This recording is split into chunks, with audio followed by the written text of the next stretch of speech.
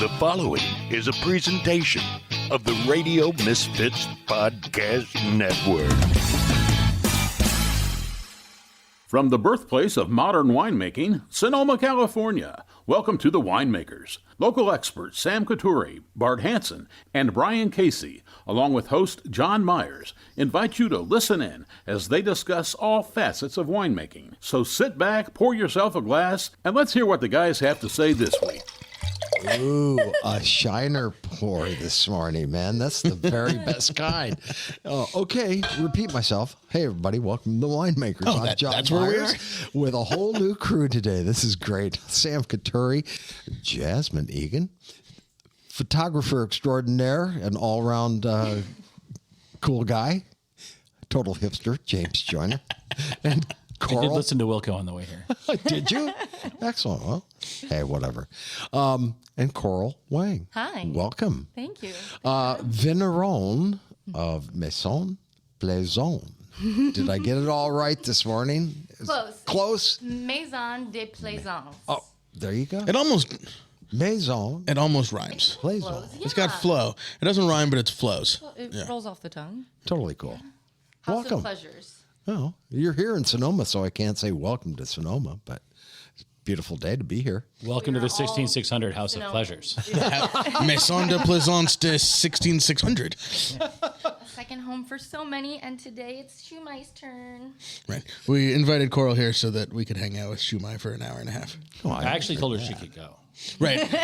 She had errands to The run. wine's open. The dog's here. Thanks for joining us, Coral. We'll see you next time. It is so My nice. hype girl. We haven't had you on the air for a while, Jasmine. No, it's been a while. Excellent. I think last was 2019. Oh, God. No, really? When it was like my France. Oh, and your France update. update Yeah. from getting back from France. Yeah. And we were all just mad and jealous that you were in France and we weren't. So we said, all right, no more Jasmine for 4 years. I'm just glad I got it in the before times. In the before times, Yeah. you didn't have to do Zoom podcasts with us. My nephew and his wife Is she just implying got that back. the podcast was better before COVID? Everything was better before Everything- COVID. it just changed I don't think so. different. I'm glad I didn't have any mask nuances in France. It was just fully open. Oh, you were talking about being in France before COVID, not being on the podcast No. before COVID. Yeah. It's not all about you. Actually, it is. No, today it's all about Coral. Yeah. That's how cool. So, okay. How do you guys all know each other? Oh my gosh. Well, And please talk right into that mic. okay. I arrived in Sonoma in the summer of 21 for a harvest at Magnolia. I actually really fortunately had several different potential opportunities, but fortuitously and how things fall, timing and circumstance, I ended up with the good folks there, Will Buckland, Jack Spore, Yeah. where we make Friends of the pod. many great wines over there, including some of the 16600 wines. Yeah, and Sam with his magnanimous personality, we hit it off right away. So that was almost 2 years ago. Yeah. That's 2 years ago. Oh Yeah. my God. Yeah, you would have started in Whoa. when you probably started in August of 21. Yeah, I mean, we didn't bring grapes in for another 2.5 months, but Not you were you there guys, working no. on other people's wine. I think Dos Piedras were the first to bring their wines in that year. But yeah, I got booted out of my life in France because I had been living there before COVID, and then finally in 2020. How do you get booted out of France? Well, the embassies were closed. I could no longer renew my visa, so I had to very bittersweet say goodbye to my dream that I had for basically my whole life. Where were you? Yeah, I was in the south of France, in the Rousilllon. Nice.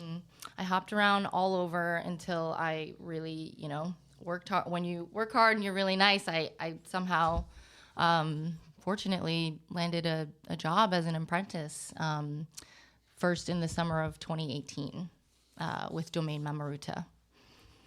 Which you brought with us to. Yeah, I brought a few of their wines. We can try this one. I think it's a fun comparison to do side by side. I was looking Yeah. at the boxes on the table. I know. Coral just didn't bring any wine for us to taste. Anybody who shows up to a podcast with 2 cases is the kind of show they're like, oh, yeah, we'll book you again. So I think I don't want to get too into the wine thing right away because I think one of the things about Coral that is really intriguing is that in her past life, she was a fashion maven who worked at Ralph Lauren. Yeah, I started there, and then I actually kind of ended there too. Yeah, in my first life, my very first natural trade in life has always been painting and art. So, and I grew up mostly in New York, so I went to fashion design school at FIT. FIT, excellent. So I did my had wife. oh really? Yeah. Yeah, love it. Yeah, I had a whole career in fashion for about 8 years in New York. But yeah, I started at Ralph Lauren at their Blue Label, then moved on to other places like Nautica and Alexander Wang, and then ended up in LA because of that. I did a project for Kanye West as well. What were you doing? So I mean, people, it's like when you say you work in wine. When you work in fashion, what does that? Yes. What I does know that everyone mean? What thinks did that you you're do? a designer or like there's only one job to do in the entire spectrum of fashion, but Or maybe just like I feel like there's a lot of ironing and steaming wardrobes. that too. Or people think that the fashion industry is just fashion shows.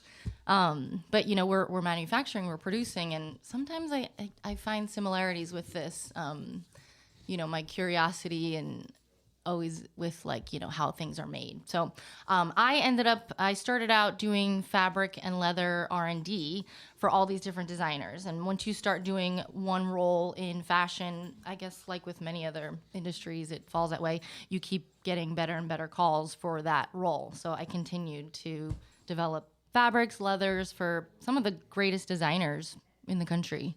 So definitely afforded me some very colorful and interesting experiences. Yeah. Yeah, Fashion Week in New York City's a wild time. Seriously. I've been 4 times and I don't remember any of them.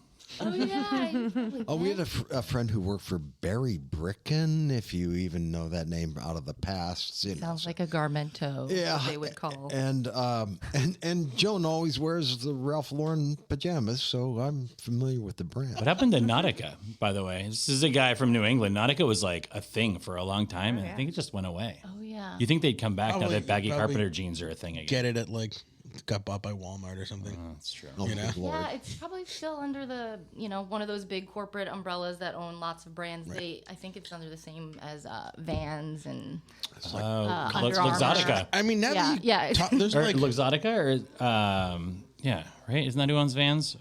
Or Louis Vuitton or something like the that. similarities between the wine industry Oh, and no, the I fashion think industry, VF though. Corp, if it's still the same. VF Corp was Vans. That's their company. But they're owned by someone. Whoever owns Louis Vuitton owns Vans now, I think. LVMH, Oh. Yeah.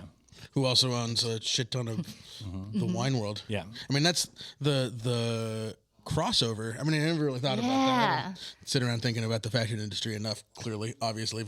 I always thought I enough should buy tie-dye? stock I in look at you and I just think LVMH. fashion, Sam. Yeah, Sam by Sam. He should have a line, don't you agree? I mean, We absolutely. do. There's a They do. There's a whole bunch of tie-dyes 16600 tie-dye. coming soon to a parking lot near you. Didn't Alice used to make all of those? Yeah, the first, Yeah. 500 or so. But Now that we know a With- fabric sourcing person. Yeah. do some tie-dye fabric R&D. Yeah. Leather. Never mind. I was just going to say leather tie-dye. Look out. I Kanye. actually cannot wait to get going on my merch. And I have all these ideas and, like a very well-constructed tote bag. Of course, it's going to be all about the fabrics. And then I was like, oh, I even want to make a chore coat for vignerons. And then I was like, wait, what am I going to do? Start a whole collection? Like, it's just exciting to expend, previous experiences and knowledge that could still be utilized and, and shared with what I'm doing I today. mean, I think we're all just the sum of our experiences, right? So they all Exactly. just feed into each other. Yeah. So I feel like Who's the puppy? this is This is Shumai. That's the love of my life. I gave birth to her a few months ago. Excellent. Can't you tell? Rescue pups are the That was a home only birth, I way to think. go. Absolutely. A water birth. Yeah.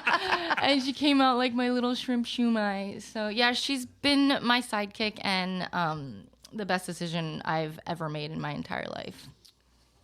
So, yes. That's the No way one's ever puppies said are, that. man. She That's comes right. everywhere with me. It's like I adopted a all of a sudden a toddler, and I was a single mom. But I had some wonderful friends like Jasmine.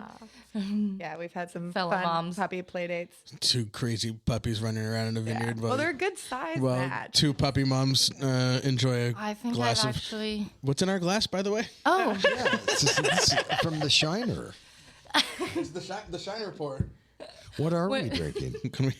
before I came on this podcast, because I had been listening to this podcast. You did. Remember, before I even knew you, and I was locked down in quarantine in France, or pruning in the vineyards. So you were listening in France? I was listening to this. See, one of those Isn't that 26 crazy? country, Numbers? one of those numbers are like people living in. Yeah. She was the third person in France. It terrifies me. It terrifies me that people in France are listening to what we're saying. Well, I mean, I was American, obviously, but yeah, 2019 and 2020, I was listening to your podcast when I was alone pruning vineyards for 27 cents a vine, or just upstairs in the attic, like passing time painting, and I didn't even know you, and now we're such buds. Wait, so when you were stranded in France during COVID, pruning for 27 cents a vine and painting in the attic, did you also have access to the wine cellar where you were? Yeah. I'm sounds making it pretty sound amazing. bleak, which there were some bleak times for sure, but it was definitely like living a dream. Oh yeah, so before I came on this podcast today, I was like, I'm gonna be, I want to be so successful and keep these guys on track and keep them focused. But I myself today, I'm not gonna be able to stand up to that job, and I'm like, I keep hoping they Don't worry, you keep have me Sam on and I track. to keep this focused but- and clean. I think we're just gonna leave it to Jasmine No. to bring us back home. As always, Jasmine, you're in charge. Yeah. So what's in our glass, Coral? Okay, yeah, there you go. I love it. So we have my first estate cab. This is my estate wine. So it's a chilled carbonic maceration of 13-year-old Cabernet vines that I started farming. This is my second year. It's in Lovell Valley. And for anyone that doesn't know, it's this beautiful, very special kind of secret valley that exists not that far from the square, just about 10 minutes away from the Sonoma Square. And But Napa County. Exactly. Technically, Oh, this yes, this is Napa Cabernet, yeah, this right? is my Napa Cab estate wine. And I call it estate because I farm it, I manage it, I make all the decisions myself, and I produce and bottle it. And I live just a few steps away from the vineyard now. Also, fortuitously, it all just kind of happened. And then the winery's just down the road, so nothing travels. Everything is all within a few minutes of each other. And it's really, I have to say, that's something I'm really, really proud of, because it's kind of the dream for a lot of people. You could almost like gravity feed from Lovell Valley Right? down, Yeah. How did you end up down with to your own vineyard? Magnolia. Skateboard it down. How did I? Yeah, so quickly. wind You're up like, you've with been here for a couple of years a and suddenly you've vineyard? got a couple acres of Oh. Cabernet and Napa. You know It's what? a solid flex. Yeah. Where is this exactly? So actually, Sam could probably better describe. So Lovell Valley goes up like past Old Winery Road, past Buena Vista. Yeah. Right. It goes up the hill, wraps around, and basically you get to sort of the foothills of the Mayacamas Mountains, behind Gunlok Bunchu and, Scribe and Rhine Farm there. And so it's, what's the elevation that you're 600 feet up there probably? Something like that. Yeah.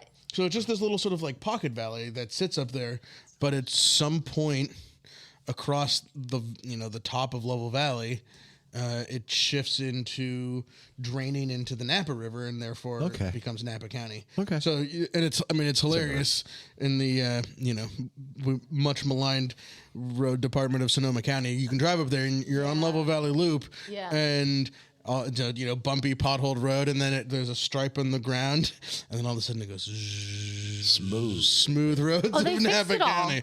Oh, they fixed the whole thing. Yeah. Then Cost of grapes quadruples. the Sonoma side too. They did it Well, last year, yeah. that's disappointing. Well, look at Cavedale now. It's actually I know. nice to drive. That's what makes it scary. Scary. Those Pretty. those roads should be bumpy and potholed to make people slow the fuck down. They're not. Very true. No. That's Coral, you're not keeping me on track here. I never thought. You You guys zip around, and I'm What's just trying to. Whoa, what were we talking about? I never thought Cabernet could be like poolside wine. This is fucking delicious. That is a great compliment. Thank you, Jasmine. I love that it's slightly chilled. It's so pleasant. Oh, yeah. Yeah. I like that. I believe, chillable reds, when you open up a fresh, lively, light red and you chill it down, it makes it basically seasonless now, and it just, gives you so many more opportunities to present this and enjoy it. The aromas are still there. The flavors are still there. Yeah. So as a fashion student coming from, I want to keep on this background a little bit. I think it's really I don't interesting. want to figure out how you go from A fashion student in New York City to like pruning France. grapevines for $27 and And listening please to don't our say because of Kanye. and listening to our dumbass talk. Yeah. All right. Let me give you like the trajectory in summarized. So, fashion, New York, lived there, had my career. Really started to not feel good about a lot of things in that industry. The way the business is done, and it's like the second most detrimental industry, polluting into the environment. I had gotten burned out. It wasn't what I had imagined it would be. So I knew that I needed to get out. Ended up in LA thinking that at the Reformation, well, I probably shouldn't say this stuff, but you know what? It's all out Why there. not? Do it. It's fine. I thought that this would be better. It was like the It Girl LA eco brand, but it was the worst experience I've had in fashion. Do you want to say which brand? Yeah, I did. Yeah, the Oh, I Reformation. missed it. Sorry. I was But you know watching what? people walk by. It's not new news. Yeah. So yeah.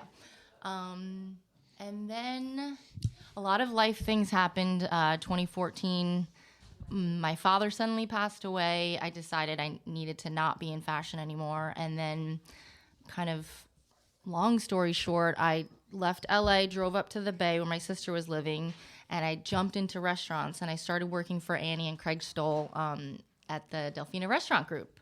Maybe you've heard of them. The 18th Street Mission location is really an icon, a benchmark of what turned the Mission around. So that's how I got into wine in 2014.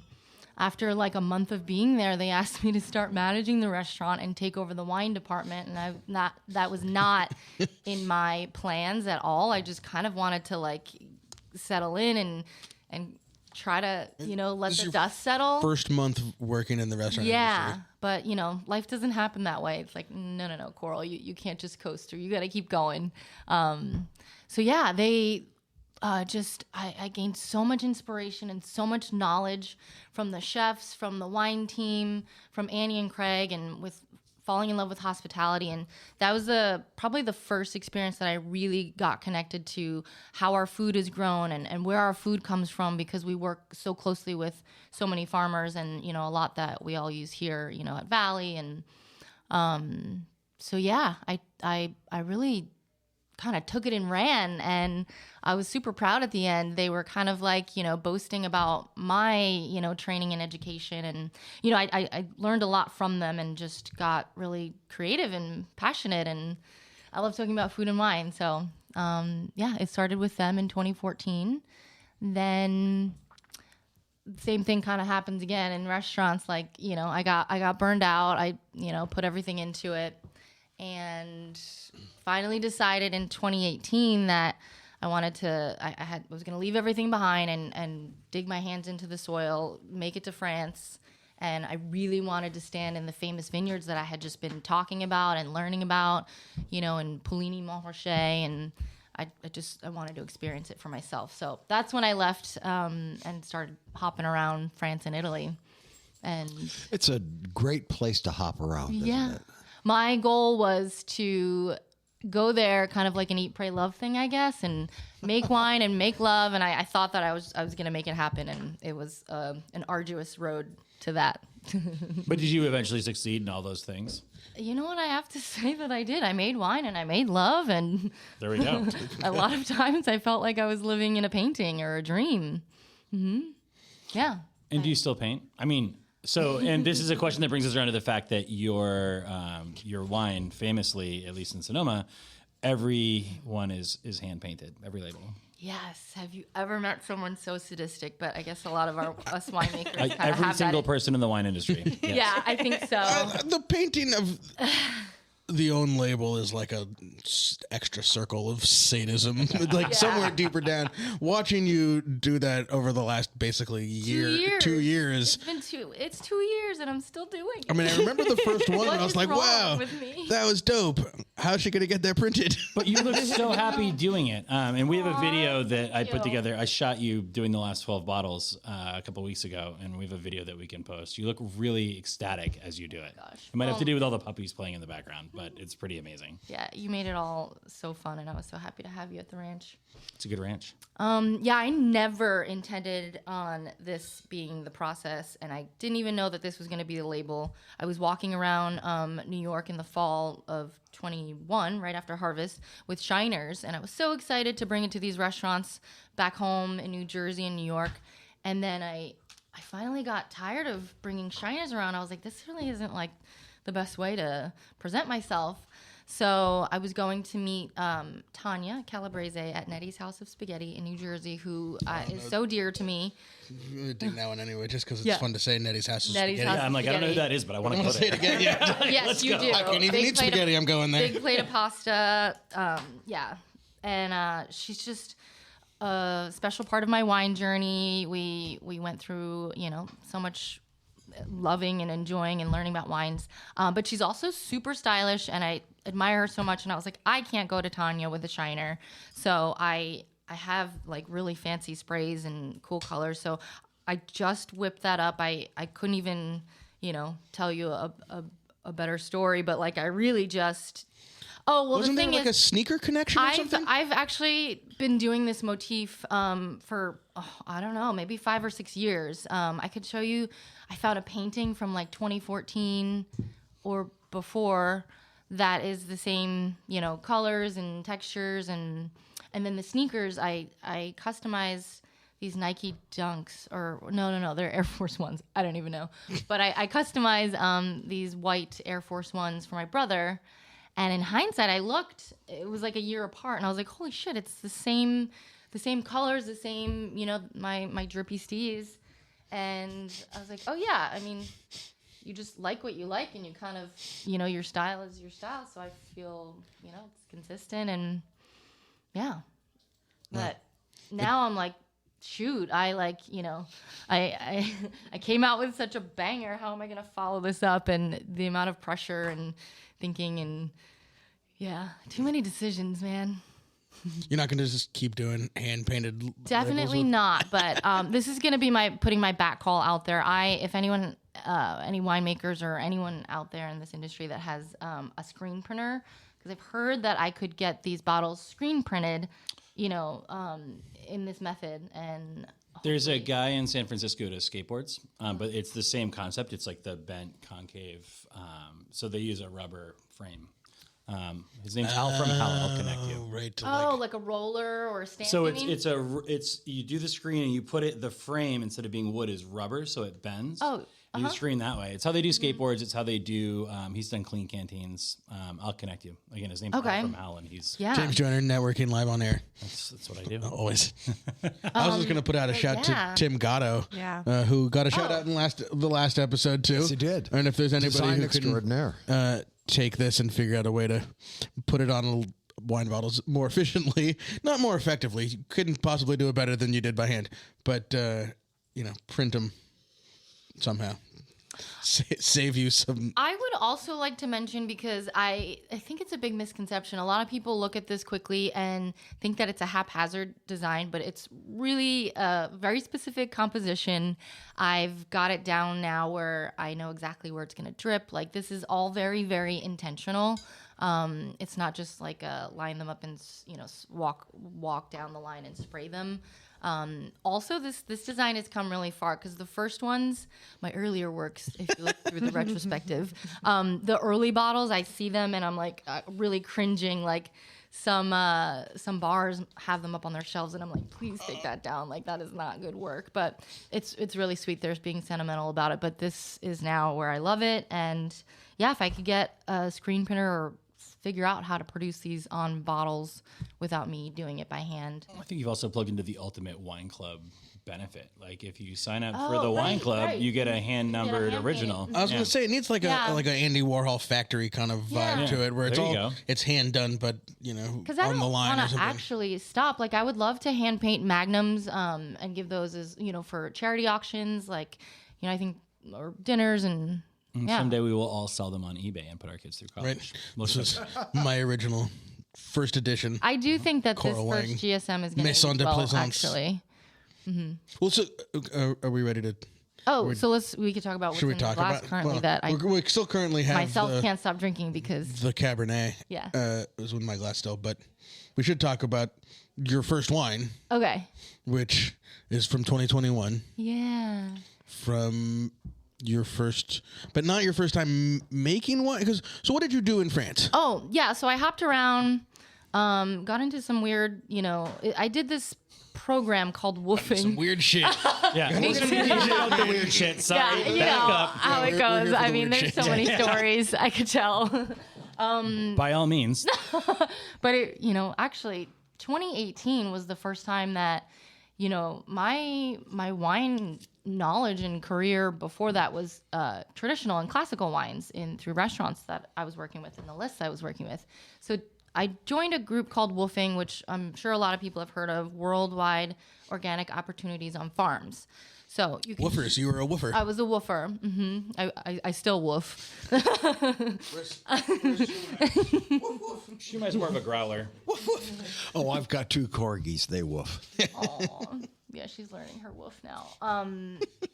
So I chose through the woofing program to work on organic vineyards. You can choose like dairies, you can work with farm animals, all kinds of things, make cheese. So I just chose strategically the organic wineries that were in the regions that I wanted to visit, typically by the coast and by the beach. So I started in Alsace, went to Puglia, and then went to, I was in the Chianti Hills, and then I ended up parting. That was 3 months, and I should have left, but I did the illegal thing, and I overstayed my 3-month visa, and said goodbye to my friend. She got on the plane, and I was like, I'm not done yet, and then I was winging it. Ended up near Toulouse, had a really bad situation, and then found Mark at the last minute at Domaine Mamaruta this is in the Rousilllon. So Should we go to the Domaine Mamaruta. Mamaruta first before we go into the Yeah, GSM? I keep going off and then I'm like, wait, what did he ask me? Sounds like Sorry. you've listened to the show before because you know exactly how to. Yeah, we're Sounds like it's staying really clear why you're friends with track. Sam and I. We're totally on track here. I think it's just the vibes that you guys give off that ADHD vibes? Yeah. you just kind of Contact high on our dopamine fixing. flip around. Yeah, it's that Shumai frenetic energy that. As long as no one wanders off, we'll be fine. Oh. as Shumai wanders back in. Thank you, Jasmine. Okay, Ooh. so Domaine Mamaruta. Oh yeah, so 20. So this is the 2018 that you made? I was actually in kind of a bad situation. Like, it's kind of like Airbnb or Craigslist with woofing. Like, you got to really do your research because you could be getting into like a weird, sketchy. So my last one was sketchy. It was unsafe. In Toulouse. Yeah, near Toulouse.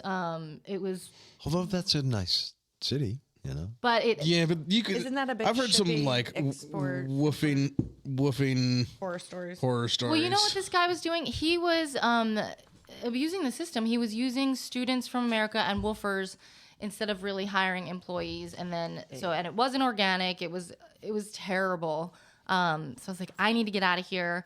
I called up Mark on the fly. He didn't know me. They were like, we don't have work until harvest starts in August. And at that What time, time of year was this? Yeah. It was June, coming into July, and I told them my situation, that it was dangerous. Do you speak French?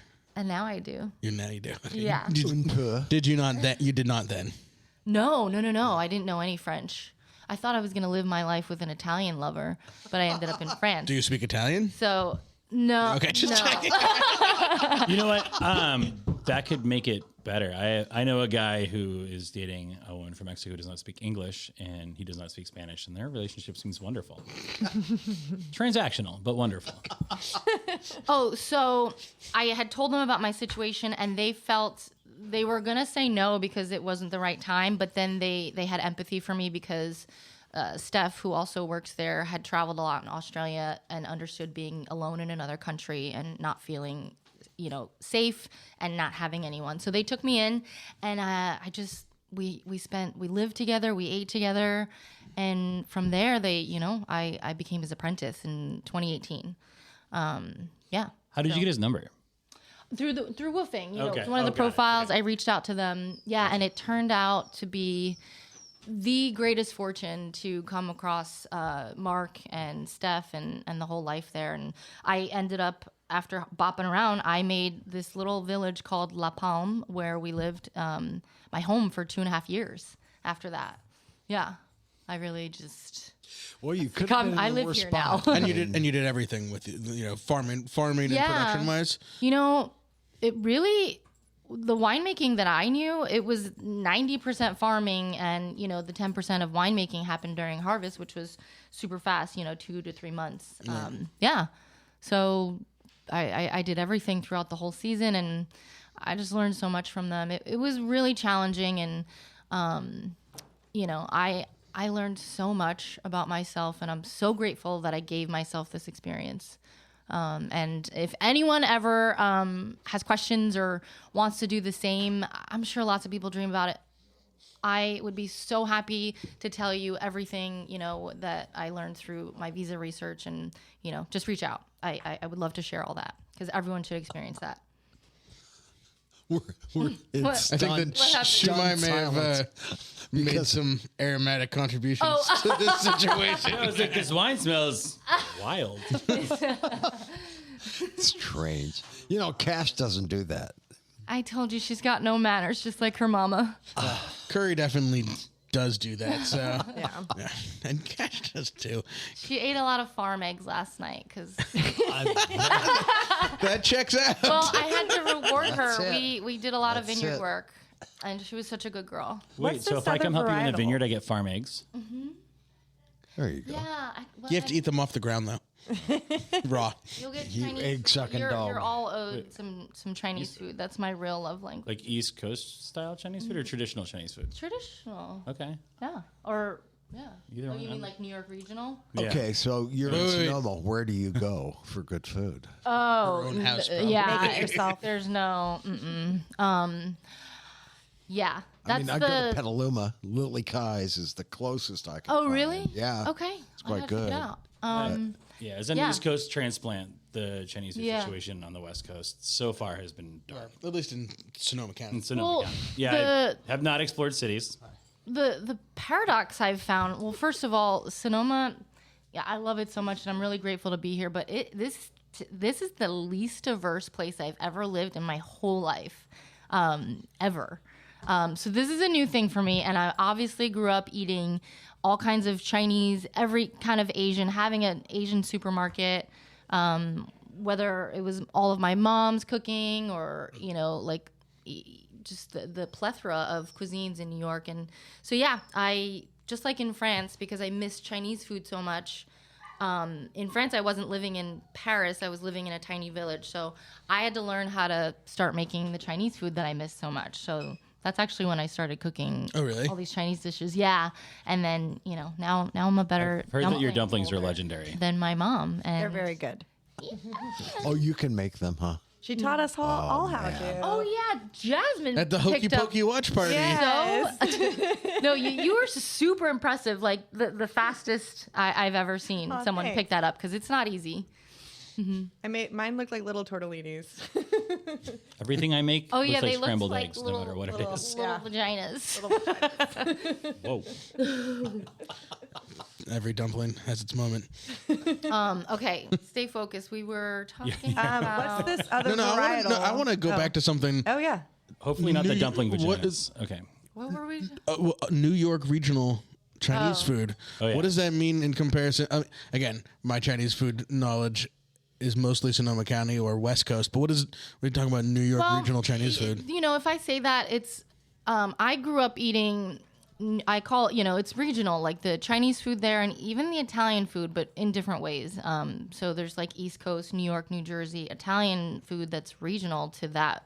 To that part of the, yeah, but not like that part of the not world. like a region of Italy. No, or like, China. A huge difference between like Boston and the North End. Sure. Yeah, like growing up after high school eating chicken parm sandwiches and eggplant parm. It's different the way that and penne vodka, like all of that is different than. Some of that doesn't even exist in Italy, but it's like very much our culture. I ate Italian food as much as I ate Chinese food. But if I say regional New York Chinese food, it's a lot of Cantonese based because in Chinatown in New York, which is what I could speak of. I don't know what's going on in SF, but it's mostly Cantonese people that had been there since, my parents, grandparents arrived in the 50s and 60s. So yeah, very Cantonese based, but you can find everything there. Here, yeah, I mean, if I want to do so much, but I was like, if I could start a natty wine and dumpling combo delivery, offering. So you got your first customer. My glass. or your finger. I would need to set Take up my a whole credit card. nother, a system for manpower and teaching. Well, I guess, contracting out to Jasmine to help 20-year-old me you can fold, have. but She's busy. all right, I get it. You don't want to share her. Yeah, she's in high demand. Yeah.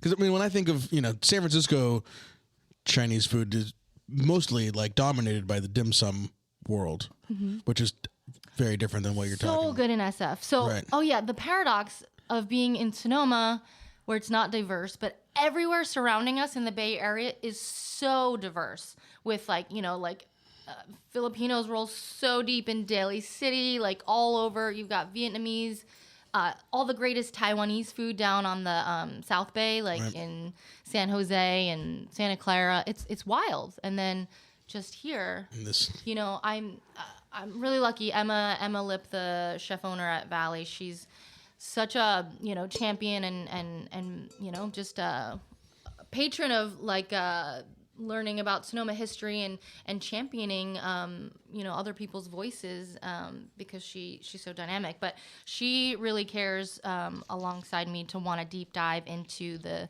history of Chinese in Sonoma, which there's so much to uncover and it's Super deep. Yeah, I'm sure you've heard a lot, especially in the vineyards. But so our project our idea started because of that. And then we want to, we're going to turn this into a Liberty Farms Peking duck dinner at Valley with my wines and my family's Chinese recipes. Yeah, I want to go to that. That dinner's sold out. Well, I'm sorry if you're listening in podcast land. There's no seats available. We've taken them all. I've Texting been Tanner right now. I'm like, I'm in. I've been teasing everyone about this for months because we were so stoked, and then we were like, we just want to do it right, and we're trying to reach out to. Investigate, reach out to the Sonoma Historical Society, visit Buena Vista. I know they've got a lot of photos of the Chinese that were here in the 1850s and 60s that they were all the ones that were building the vineyards and the wineries, post-railroad, making the wine. This is the video we were talking about. Sam, what's the deal with the Chinese caves? The China We talked caves? about doing a little There's supposed to be caves around here. There's lots of caves all over the mountains. I'm talking under the city and In Sonoma? like a tunnel I've heard network. about that between. Yes, under the square. Okay, And the thanks. Chinese would live there, have leisure time and play cards and mahjong under the square in tunnels. I love it. Great story. But I've never heard this before. Yeah. Do you know how to get into these tunnels? Asking for a friend. There's a Oh, secret there are people, passageway. yeah. There I'm are. sure there's a somewhere in stairwell Valley. underneath Valley. Yeah, there's a lot of hidden There's also history. that's where the ghosts live There's too. a tunnel from Girl in the Fig to El Dorado Kitchen. What What the fuck? Well, I'm going spelunking today. Yeah. We're gonna do The some story I heard was urban not urban exploring. fun American history, but Right. yeah, to Yeah. hide certain diverse workers from being seen. But Yeah. apparently there's a whole grid of tunnels. under the plaza. Mm-hmm. That's fucking rad. I know it. Sonoma just got At the radio Sonoma station, just our, got way our cooler. Wi-Fi is China caves. So Is it? Yeah, it's very interesting. Oh my Well, god. there's also like caves all through the mountains that were dug in the time of the influx of Chinese immigrant laborers. From they did all the dangerous work that the railroads, towns. Absolutely. yeah, the backbreaking. The story that I always knew growing up, like across the Mayacamas Mountains, Moon Mountain District, when that was, now we think of it as like, fairly, super rugged, mostly unpopulated. That was all farmed. That whole like plateau from Moon Hollow, Cayman, Rapri, there was vineyards up there, there was sheep up there, and what the story I grew up with was there was rock walls everywhere that were built by Chinese people. And the cool thing was that after the fire in 17, when all these fields burned, more of these walls were exposed because there was 200 years or 150 years of duff and dry grass and fallen trees that had piled up against them, and that all burned out. So then these walls were back at a height that would keep sheep in, back to waist high or whatever. So yeah, all over the Mayacamas Mountains. Is that what was at Mayacamas Winery? That master class where they like hiked out and found all those? That was more of like a personal collection, bootlegging. And that's what the caves that I know of. There's some that were like construction related to Cavedale Road, but the caves that I know of in Sonoma were all prohibition based. I'm just going to say, if anybody listening to this knows of some secret caves or tunnels in Sonoma that we could go check out, they should reach out to the podcast. Actually, James at jjamesjoyner.com. Don't even try to figure that out. You'll definitely get it wrong. Just hit up Sam. He knows where I am. Yeah. I do want to put out the back call for any historians in Sonoma, that have these stories, because I think that's at this point, that's really it's stories that are being told that through neighbors, through people that have lived here for generations. But other than that, the history of Chinese in Sonoma is not either known at all or not talked about or not represented, which is that definitely seems like something that we we should uncover, rightfully so. And I'm not from here. And neither were those Chinese folks that were here. But I think it's somehow kind Neither of any of the white people that are here. Right. And I feel like a duty. I feel like it's somehow poetic that I ended up here. And now I'm farming my own vineyard in the same land that these people were. And so it's like, I have a responsibility almost. If anyone's going to want to share these stories and dig deep, it has to be me. It should be me, because who else, if not for me or, wonderful people like Emma and the folks at Valley that want to help me tell this story, then who will? Well, I think that's one of the things that was so exciting when we were talking about this. You can come on the podcast and talk about it. Yeah. As a person who spends a lot of time thinking about wine marketing, it's such a banal and boring and whitewashed space. And even when it's not, it still seems to. Thanks, you said it. They really seem to like let's have a slow pan of a vineyard. Okay, shoot me. I saw a great video on Instagram that was wine marketing. Dude, today. that was out of hand. We'll talk about that Somebody later. clearly just used AI and was like, "Meh, it's good to go." It's flavorsome. Anyway, and it probably is. But so I think the chance to, whether from an individual brand perspective or just an educational perspective, show the through line through all of the ethnicities and all of the crazy history that involves winemaking in Sonoma, like starting back at the beginning to now, is really intriguing and really something that I guess I'm shocked and a little ashamed that some of the bigger wineries with the bigger marketing budgets haven't already done. I mean, to be frank, it's a form of racism to not, to hide or just kind of leave out history. Yeah. Yeah. I mean, the history that we talk about, and you still the names of the vineyards. It's about the Italian immigrants who came here, absolutely, essentially and a generation after Hungarian? or hired the Hungarians, yeah. or hired the Chinese immigrants who, are essentially indentured servants and worked the worst possible jobs on the railroads, and then came to Sonoma and, probably all over Northern California, frankly, but to do these jobs and be exploited, and then literally were kicked out of the country. Wait, Exactly, you mean that yeah. wine in Sonoma didn't start with white people with wide-brimmed hats and a big smile and bespoke boots? And It actually hopefully it doesn't started end with the there either. Hungarians, James. Huh? Hungarian heresy. Yeah, like Buena Vista. Yeah, exactly. Yeah, the Chinese folks made less money. They gained less money than the other white folks that were here. So then, what was his name from Buena Vista? He was a big Heresy. yeah, proponent of employing the Chinese for their skill and their labor, and so much so that the white people in town and the surrounding areas started to really, their animosity built up, and the racism and wanting to kick these Chinese people out, and Heresy even started carrying a gun to work because the town people would threaten him. Bunch of pissy And then assholes. eventually back the then, huh? Chinese were, pushed out and exiled out, just like was happening in the rest of the country. And, not that we should necessarily defend everything that Heresy did. It was also a known Understood. charlatan, and, so. Oh, hey. Hey, and Right, even but he did, even the count name, the title, a pretend is count. certainly I suspect. just think it's really surprising that some sort of swindler was drawn to the wine industry. That's so weird. Shocking. Whoa. Chris Control mentioned, maybe you know too. Count I Charles think it was, Banks. He was saying, because the Bedrock And all of his Vineyard friends. is from the 1800s. It's, Right, It's first over plant- 100, first planting. over 130 years old.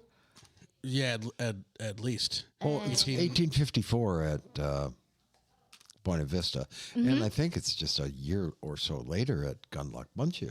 Oh, Right, wow. but talking about like Bedrock Vineyard was planted around the same time, and then phylloxera, and then replanted in the 1880s, I think. And I mean, mentioned again, the Chinese, Bedrock does a better job of talking planting about. that Morgan's vineyard. doing that whole, But like, for sure, that would have or been Morgan and his.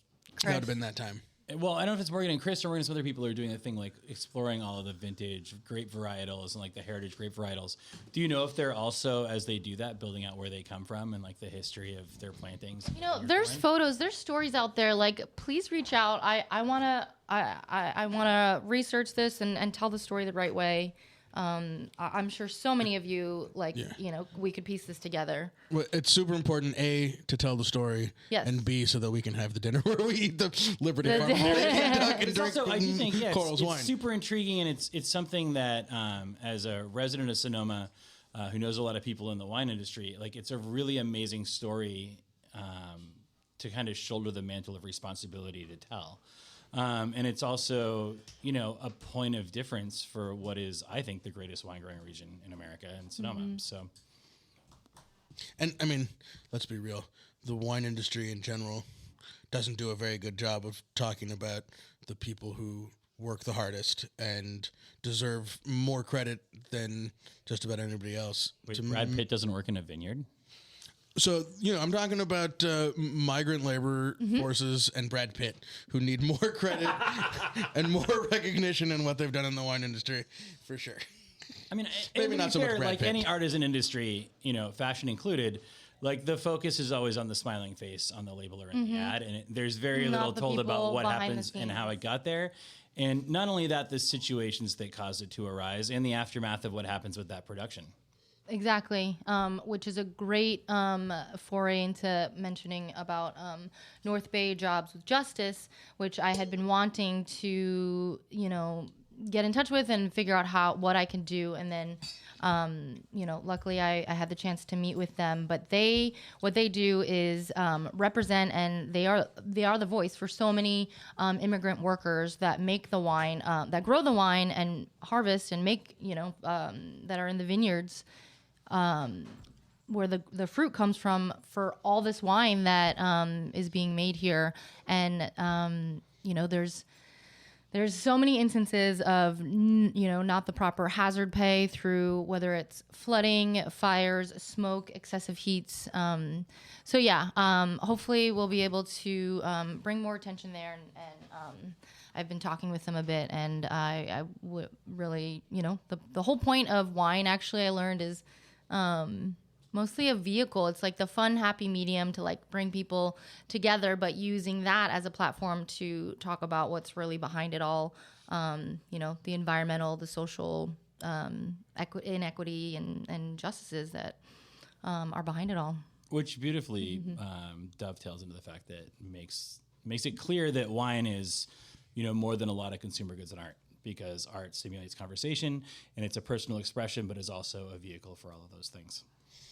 And you know what's happened during this really important conversation? The Domaine Mamaruta has opened up really nicely. It's an absolutely beautiful bottle of wine. Yeah.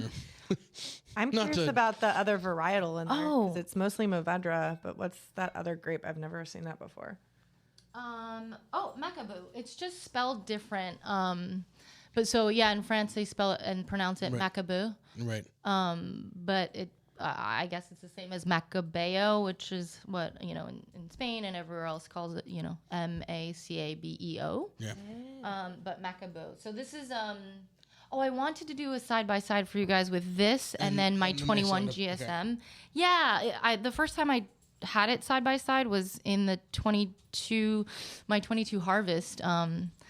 If you come harvest, we always have a proper French breakfast in the vineyard together, where we stop and have coffee and bread and cheese. And so, I was like, holy shit, there's a lot of similarities here. And I never, I just never had the opportunity to taste them side by side. And they're made very, very differently. So it's just a fun,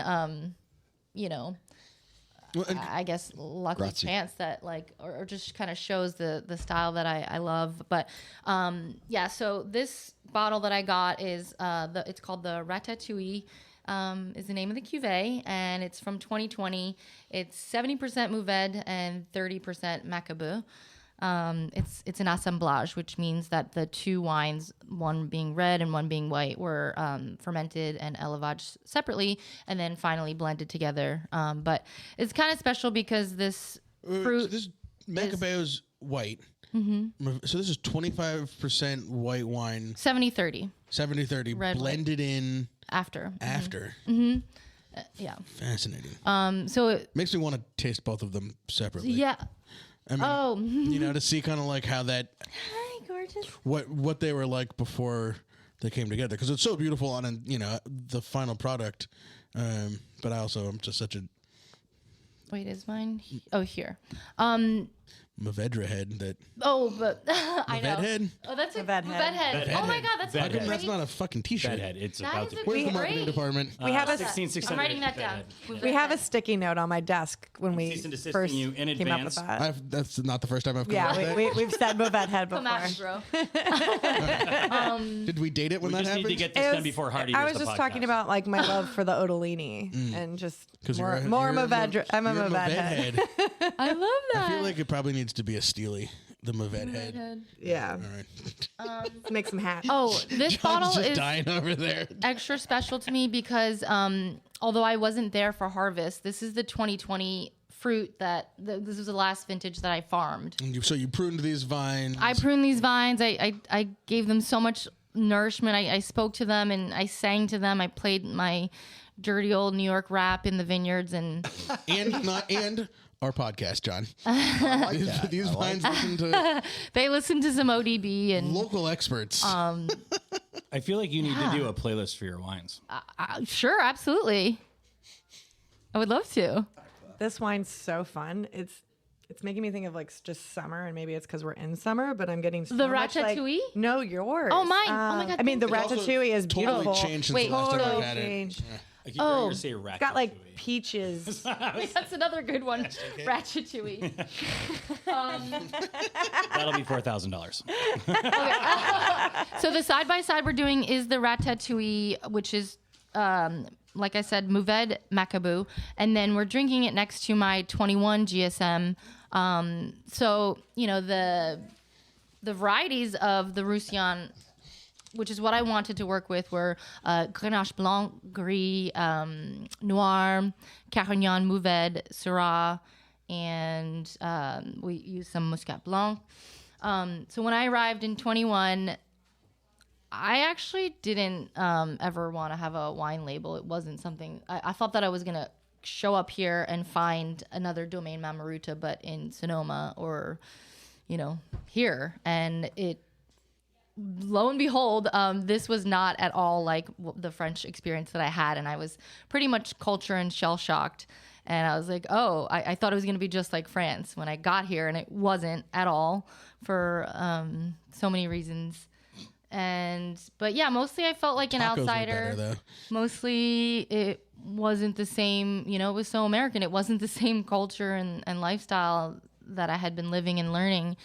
So really, I just didn't want to budge from my values, and I decided that if I wanted it to be done the way that I wanted to hold on to, that I was going to have to build it myself. So in the 11th hour, when harvest was already started, I decided that I had to make wine and I had to source fruit. So I jumped on the internet, and one night at 4 a.m. probably, I found Mr. Way up in Cloverdale.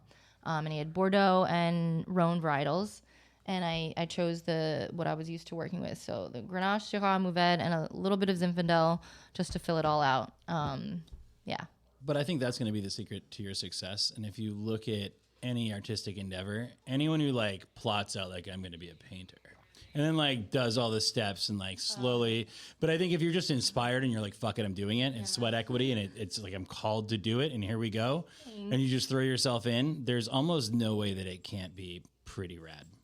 Oh my God. I also am willing to eat those words based on, anyone else I might meet in the future, but based on Coral, pretty rad. Aw, that's very nice. Ever since I started, I've just kept diving in, and I'm definitely a crazy person. I've never farmed in California. I've never farmed or worked with cab, and right after few months after arriving, I decided to take this 2-acre vineyard, and most people wait years to make sure they know what they're doing, and I was like, I'll just take it now. Well, what's so funny about this insane is when I met you, I mean, basically the first time I met you was when we had just pressed our Adutet Rosé. Yeah, in the beginning. In the very beginning, and you were pressing out this. Oh. This was our little 16600 secret contribution to the Maison de Plaisances is to make it for a better press run, to fill the press out. Yeah, we left the pumice from our Grenache, in the press, and then you poured this over it. And so there wasn't any necessarily any juice left in there. We basically were just filling out the press. We were. I think what he's saying is you're going to get an invoice from Phil. And, for sure. If he listens to the podcast, there's going to be a statute of limitations, I think, when that is passed. No, they're Italian. There is not a statute of limitations. That's my friend. Let me tell you.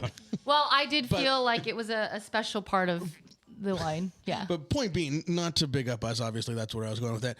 But that day that I met you, it all seemed like you had this plan all planned out and were totally firm on it. Oh, wow. And to hear I carry myself that way. Where you're at and where you were at. To the way that you I think the confidence that you went into it. I'm just going to imbue that to the East Coast. It's that East Coast New York thing. It's you got to get up and hustle and fucking work and make it happen. And the reality is, if you want something great, you've got to. I mean, the same thing that it takes to succeed in the fashion industry and to thrive in New York City is the same level of hustle it takes to be as amazing as Coral is right now. Jesus.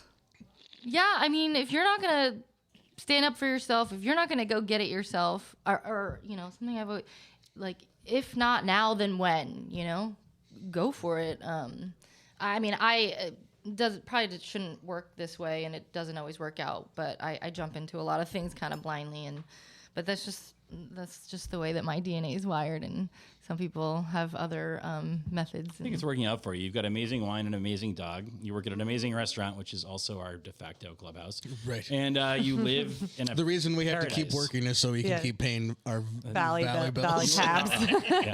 The only reason I work is to fund Shumai's lifestyle, the life that I wish I had. But I moved to a ranch for her next to her boyfriend. Like, this is all for her. Did you ever find out if that was a rattlesnake skin, by the way? Yes. It is. Well, it wasn't confirmed. Or Well, I showed you the picture. So, yeah, I went up to visit Coral and shoot some photos a few weeks ago. And she's like, oh, I found this snake skin. It was like a whole snake skin right outside. And I was like a shed? Yeah. And I was like, that's a rattlesnake. And she's like, are you sure? And I have a picture of one that I found at Goose Mountain in Washington. That's like, I mean, this one has like the rattle and everything, but they looked very similar. And I just think about that as a guy who only wears thong sandals tromping around bitches. Yeah. Wait, you always do? You never wear boots? He learned the lesson the hard way. Uh-oh, what happened? When he wasn't allowed to go into the famed Tokelon vineyard. Yeah, I had to go and buy closed-toe shoes. So now I, like every other male within 300 miles, own a pair of Blundstones. But I am reticent to wear them unless I have to. Well, because you got him a size too small. Yeah. Listen. Dangerous. Things swell in the heat. Let's move on. And anything we can do to stop talking about James's feet would be great. Right now, anything you got, Coral? Yeah, so, get here 21, start a label, take on a 2-acre vineyard alone to farm. Insane. Please, someone help me. Well, I was going to say, if anyone wants the chance to learn getting their hands dirty, Crystal is. I keep calling you Crystal, and I don't know why, and it's driving me. So I have a friend, Christy, that I also call Crystal. Who the fuck is Crystal? I say for Angie's sake, who the fuck is Crystal, James? I've never known a Crystal. Oh, wait, I thought you have a really. Oh, no, you don't. Your friend. I have a friend named Christy. Yeah. But I call her Crystal all the time, too. Full disclosure, I think I'm having a stroke. I think you're just a wook obsessed with crystals. The quietest James has ever been. You don't. The shock and awe of seeing yourself. I'm like. But you talk about it. You're farming it alone. But the beautiful thing is, you're not really. The videos and photos that you post of the way you bring your community and our community together to go, and it's not, a solo venture. You know what? It's not. You want to know what's going on right as we're recording this podcast? Our dear Sarah Ritz, our dear friend, she's in my vineyard right now shoot thinning because she wanted to be outside with her dog. And give a solid hustle going. I brought the New Yorker in you is very evident. Well, no, it wasn't. But I want to be outside today? Pay me $5. She asked, and we're such dear friends, and I mean, you know what? The vineyard nourishes and feeds us. So much as it's reciprocal, and it feeds me so much as, being there. And so, yeah, it's pretty awesome. I know I say alone. Well, shout out to Canela, because she really was, Canela, who is Jack Spore. My three dings for Canela. For her three legs. Sorry, Jack. Wait, what? Well, Canela is Jack Spore's dog. So she's our winery dog, and she was my first, my road dog, my ride or die, the one that otherwise without her I would have been alone in the vineyards, alone in the winery most days. And she rode with me, and and we love her so much. So, but yeah, I am able to rally some really great folks from around the Bay that want to come and learn and enjoy being there. And I love hosting people, especially now that I live on the ranch. And so we can do some vineyard work and then have a really beautiful lunch together right after at my place. Yeah. If that's not living, I don't know what is. Well, I think it's you taking that thing that you loved about France is just that work ethic of, the 2-hour lunches where it's just community. I'm not sure that was your actual experience there, but from what I've heard from several people is, you work a little bit, you have a grand lunch, and then you go right back, just making it part of the day. Yeah, I want to dispel any misconceptions like that. Like, we still work in France. We I was work. going to say, Sam and I take 2-hour lunches all the time, and we're Well, not. maybe, yeah. You guys aware. really embrace the Euro culture. I'm just French, man. So yeah, we definitely work long hours, especially when it's needed. But the difference is that we in France, or from my experience in Italy, they take the time to remember to enjoy life's like simple daily pleasures, like instead of sometimes here, people have lunch quickly in their car or at their desk, but like it's just 1 hour to sit down and have lunch and nourish yourself so that you're ready to continue, doing whatever your job is. But that moment in time to sit down with your coworkers where you don't talk about work and you just enjoy being like fulfilled and eating delicious things together. That people here, forget too often. There is also a subtle beauty to sitting in your car eating lunch in the air conditioning when it's 110 fucking degrees. Oh my outside all the God. time. I'm just saying. But Listening to a podcast, maybe. yeah, or listening to you in my head all the time. It's insane. Poor guy. But What yeah, it's like to be me. food and wine and dogs and vineyards are some of life's most basic luxuries. So I'm poking fun too, but I think what you're hitting on here is really important, and that's that. Ironically, too, so many people are like, "I'm doing what I love, and I'm doing, I'm an artist, a winemaker. You can be a construction worker if it's what you love, but I'm so all in and so focused on it that's all I do all the time and all I think about. And if you don't unplug and disengage and like actually enjoy life, it's like, what are you doing? Mm-hmm. It's not." And I suppose we should take a moment and appreciate the fact there are people out there who don't have the luxury of taking time out from lunch to do whatever because they're just trying to, keep a roof over their kids' heads or whatever. But if you can, I think that not only does it make your life better, it makes your work better, it makes everything better if you take a moment to just appreciate the reality, especially in a place as beautiful as Sonoma, where we're lucky enough to live in this bananas environment. Like, why not sit back and not become a grumpy, cynical old man like me? America has this American culture of a cycle that people get caught in, and it's a lot of like keeping up with everyone. So that's the difference I noticed too. Is in my slow transformation back into being American, that I'm you just kind of have to acclimate and keep up. And now I do things that I would have never done before. I saw you pulling on a G-Wagon. Just kidding. I'm kidding. CRG wagon. But it's a different world, so I get it. Like while things, but yeah, people just get really caught up here and having to keep up. Well, your posts are always I'm always so envious. It looks so idyllic, and I can't wait to get out there.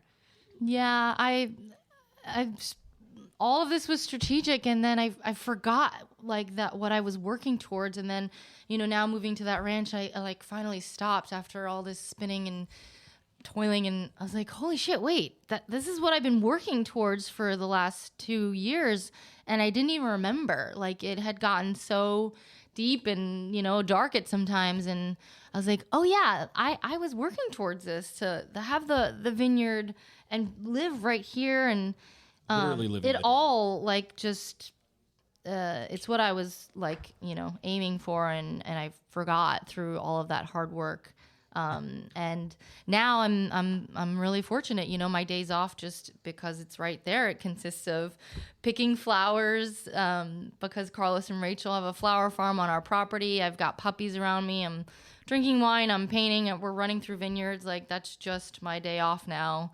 And it's a beautiful life, and I'm really thankful. Correct me if I'm wrong. You have a spare bedroom, right? Asking for a friend. Well, we can all like set up tents on this. It's a 9-acre property. Yeah. You've obviously never seen me Camp try to out. set up a tent. Yeah. We'll put you in a trailer somewhere out on I was going to say, I would offer to come help you with your vineyard too, but then you're going to need 4 more people to fix that. Can we actually talk about the vineyard a little bit and just Sure. Because I know you were adopted this vineyard into a fairly rough vintage last year, between all the sort of natural challenges, and from that diamond in the rough, came out with this lovely, Carbo Cab Napa Valley's. Can't be. Is it the only Napa Valley carbonic Cabernet, Jasmine? Is Ashes and Diamond doing one? Somebody else has got to be doing it. No, they don't have. They have a Cab Franc Rosé, but I have had a sparkling Cabernet, but I don't think it should exist. Hot trash.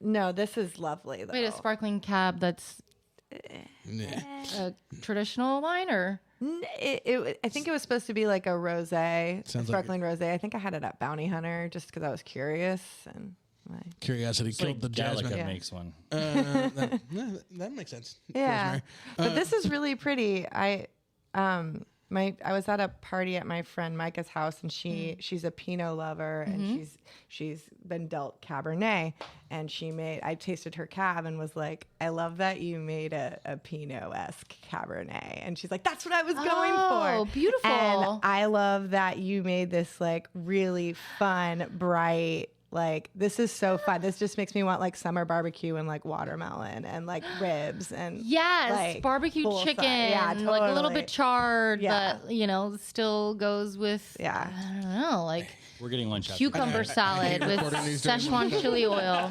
Absolutely. I'm really lucky that Elaine Chukin Brown is one of our dear friends at Valley, and so she gets to taste my wine and really is so excited to. So, but yeah, when she was one of the first people to taste this chilled Carbo Cab, her and this wonderful Vivian, who was visiting from Oregon, who makes Ram cellars. But Elaine was so cool. She's like, it's not hiding that it's Cab. It's like fun and flirty and playful. It still has Cab, but it's kind of like, shh, I'm Cab. Totally. Like it's all still there, that same profile. On the download. But like, just totally hear that in Elaine's voice. Yeah. Just go. Well, especially with like the finish, it's got that like nice pepper. Like, I love it. So let's talk about how's the vineyard looking this year after Oh my God. a real, the ample rainfall, a year of you being able to be out there and sort of direct pruning the way you want, and no frost, good growth. Oh my God. Decent set. I mean, remember, you had all the challenges with that last year. Mm-hmm. How's it looking this year? Gosh, the anxiety that I had last year. But last year, so the frost, there's a dip in Level Valley, and my vineyard took a really big hit. It was late frost after Easter. Is this the snowstorm? No, this is 20. This is 20. This is 22. 22, yeah. Yeah, 20. Yeah, 22. Sorry, I wandered off. But yeah, there's a dip in Level Valley. I waited off. I held off on pruning to prune late. I thought I could prune like closer to like I was doing it March, April, in case of the frost that I had heard about. So that kind of like saves you a bit if you leave the shoots long. And then after Easter, we got hit really bad with frost, and I lost like a third of my vineyard. Oh, that sucks. Yeah. So in 2 acres, I ended up harvesting 2 tons, which is really, really conservative. But this year, it's a totally different story. We had no frost. We had a very, very, very wet winter, with like mild and cool temperatures, and we experienced a vibrant super bloom of everything. The rattlesnakes came back. They hadn't been in Level Valley in years, and now we've seen more than they've seen in the past 5 years combined. So that's a beautiful thing, because the rattlesnakes take care of the ground squirrels and the gophers. And then I cleared out the vineyard, mowed and weed whacked, and then I let the hawks and the owls take care of the snakes for me before we could go back in. So everything's back in balance. When I first got to Level Valley, and they told me that it used to be filled with rattlesnakes, and then I was there, I'm like, well, where are they? Like, this is not right. Something's wrong. So it's a beautiful thing that they're back. I'm no longer scared of them. I welcome them, and you just have to know, how to be safe around them. Don't wear James's shoes. Sam. Oh, I know. Did you get out into the fields up at Pedroncelli? Didn't get a chance to. The berries, nice clusters, but tiny. I mean, I think it's just a no color whatsoever. I mean, nowhere near. That's kind of where we're at in this growing season. Well, I saw somebody post yesterday, finally, a purple grape. Already? Finally. Oh, well, where? I think it was Jason Haas. So down there in Paso. I mean, farther. It's starting to pop up. We're seeing a little bit of veraison happening in Zinfandel in the valley. But that was, you're probably a month behind where you were last year up there in Level Valley. It's a cold place anyway. What are we? We're in. It's August. It's August. Oh my God! Wow. Right. I mean, I'm sure. Yeah. What happened? You're Summer gone. There's no purple grapes out there yet, are there? No, not even close. Yeah. I did 2 picks there. One last year, August 15th, and then September 15th. You will not. So that's crazy. You will not be picking it. No, I will not be picking August 15th. Maybe Verjus. Yeah. Whoa.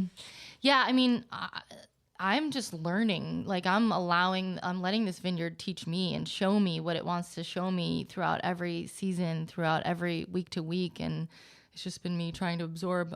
It takes a long time. People. I don't know.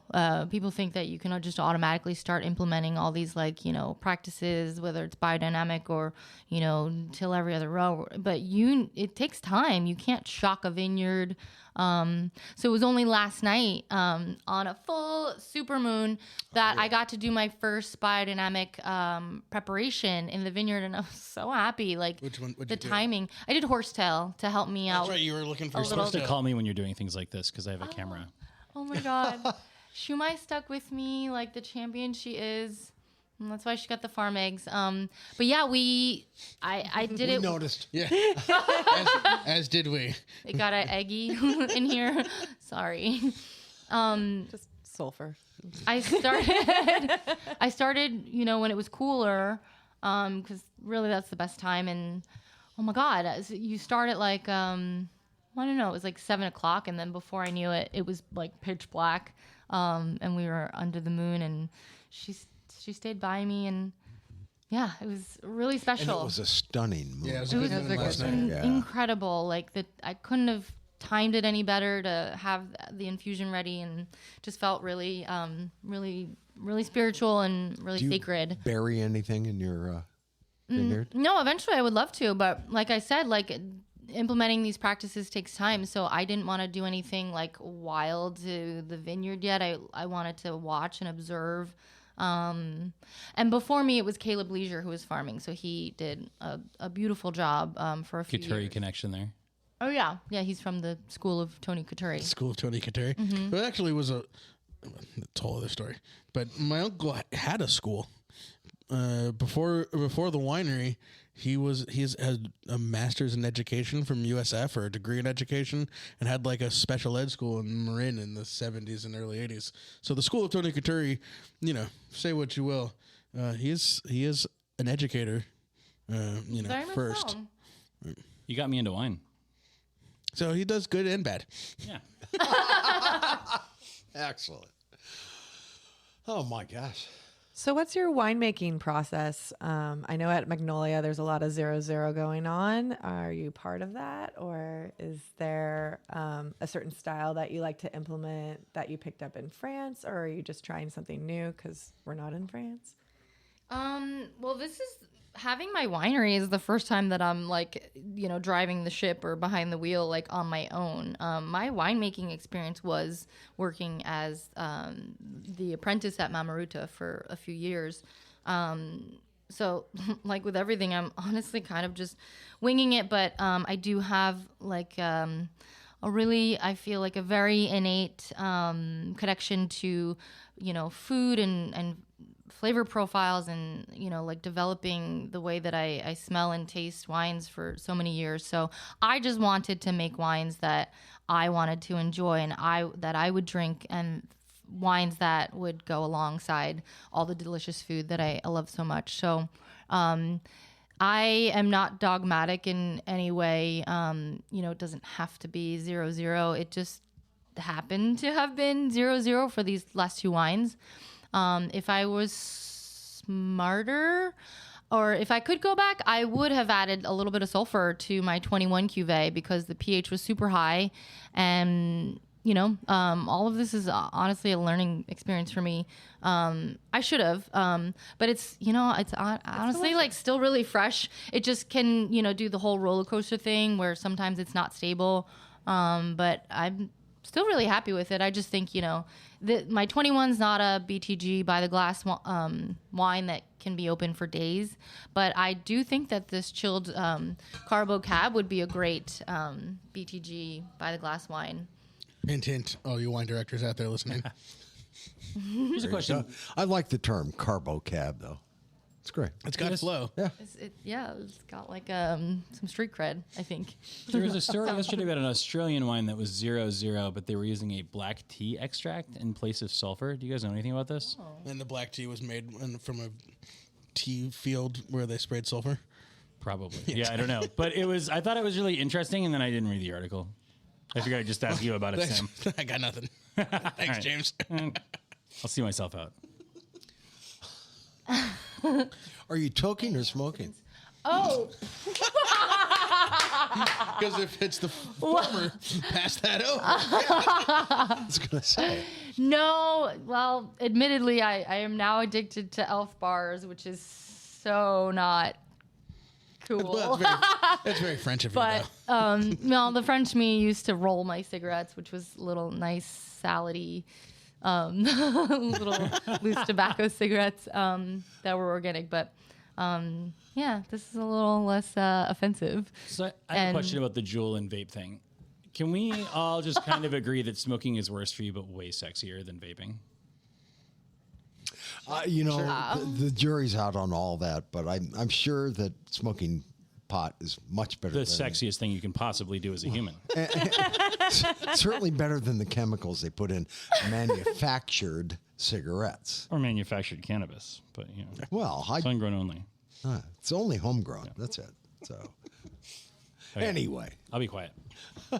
I thought you were going to see yourself out. We're painted in, so Painted by number. No, that may have happened here this morning. We're doing some touch-ups ahead of our big parties this weekend, and the painter we had, he was working on the back deck, fresh paint on the the swimming pool back out there, and then did some touch-up paint on the front porch.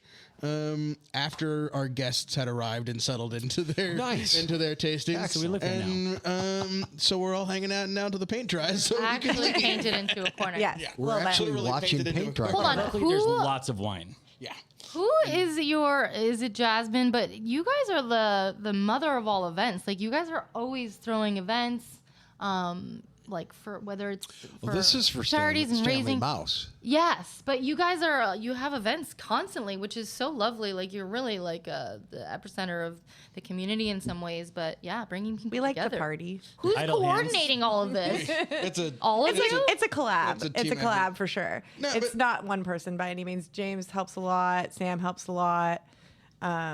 It's Brian mostly and I. my mom. Yeah. Sweet. Well, and then the swim social. well, you had yeah. the ice Keeping our cream enough harasses. social the other day.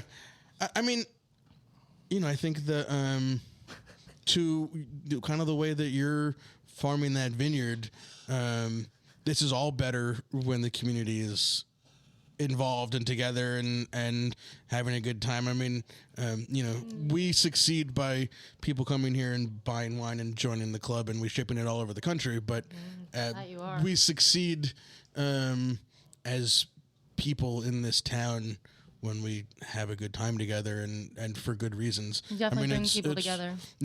All the great food in the world wouldn't be enough. It's why Valley is so successful, because it has that same, every day at Valley feels like a party. So I think it's accidentally intentional. But also, one of like the all things, of as us. an outsider and someone who just moved here a year ago, one of the things that I love about Sonoma, and particularly about 16600 and places like Valley, is the sense of community, which a lot of places have lost. And it's easy to lose your sense of belonging, your sense of community, and that's when divisive things start.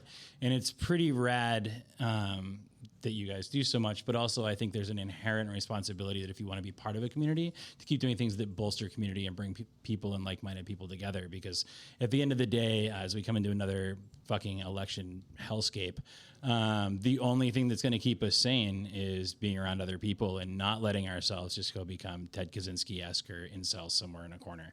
You got to keep yourselves out there and learn that, like, just because the person down the road has different views than you, like, you can still hang out and have a glass of wine. It's that town square effect is really important. And soapbox moment. I think that in a lot of ways we are in the middle of a fight for Sonoma's soul. From 1,000%. Outside influences and conglomerates and Billionaires. people who are buying up this town who don't share the values that brought us here. 80 properties and how many hundreds of millions of dollars? You can fill in the blanks. I don't want to wake up with a horse head in your bed. Christian horse head in my bed. Probably said too much. If this is the last you hear from me, This is going to be the second one they edit. I found both. Do we have a safe word? Do we need a safe word? But for real, the way that we maintain what we care about in Sonoma is leading by example, and being the place where if you hit us up for a donation for a good cause, I don't know if I've ever learned how to say no to Jasmine Sugarin, because she ends up doing the legwork on all of that, all the paperwork, and hosting parties that aren't just parties but have a cause. The history of this Stanley coming up. Mouse. Yeah. This week with Stanley. Always heart and soul behind Seems what like a you good time guys to lean in doing. too and say that one of the things, if you look at people who've lived to be like 100 years old, it's always the sense of community, the community around them that helps them. Oh, yeah. Community is inherent in who we are. We're pack animals, and so to be able to foster that and not just get lost to like a digital hellscape and swiping right or double tapping things is the real life experience is visceral and important. I thought you were going with that meme that I saw this morning. That was a picture of Mitch McConnell like having that like on air medical reboot, and then also 80-year-old Mick Jagger next to him. Yeah. I saw that. Clearly, like 80-year-old Mick Jagger next to him having his 37th child. Yeah, exactly. For my 80th birthday, I'm going to have 8 kids today. Clean living isn't it? So go to the party. Yeah, that's the moral of the story. Go to the party September 17th. To the people around you. I mean, September 17th sounds cool, but also this Sunday, pretty epic day here at the winery. This is coming out like 4 weeks after the Sunday. At least it'll one. be a good party. Yeah, it's going to. Sorry you missed it. You're really going to wish you'd been there. You'll read about it in the papers. Send checks to support Stanley Mouse. Yeah, go buy Donate. Go buy art. Buy art from the artists. Right? Great idea. Absolutely. Are you going to put any online? I mean, you've got a lot of art for sale this weekend. I don't know. That sounds complicated. Okay. I'm just glad to see my big one Stanley did above the stereo in the main room here. Which one is that? So the blue one. I think it's the anniversary one. 50th anniversary. Yeah. I mean, so we're taking down a bunch of, like the billboard, the Grateful Dead billboards and stuff that we have in here, and filling up the tasting room with new art that Stanley's assistants are bringing in. Can we keep it up through the month? They don't fucking let that happen at all. Yeah, There's it's up to them. The prints, they left them for a little bit last time. But the originals, That's fair. We don't That's have right. security and smoke detector. I mean, we have, but all the like things You got that Curry and Paul. They are the smoke. Yeah, with this. Smoke with the detector. I just love that we do events. Like, I think the pandemic really showed us like how much we miss that, and it's so fun. And like this event that we're doing that would have been, you missed it. It's kind of, we did it. It was the first event that we did post pandemic in July of 21, and it was so awesome just to have all the club members together surrounded by Stanley Mouse's art that I've never even seen, because we talk about it with the book and the tasting room all the time, and that was like one of the coolest days of work. Is I felt like I was working in an art museum, and just and Jasmine, having run an ad agency, then we did tons of focus groups and tons of branding and stuff. The brand here is so real. I mean, you don't have to have somebody tell you what's cool and what you want to be.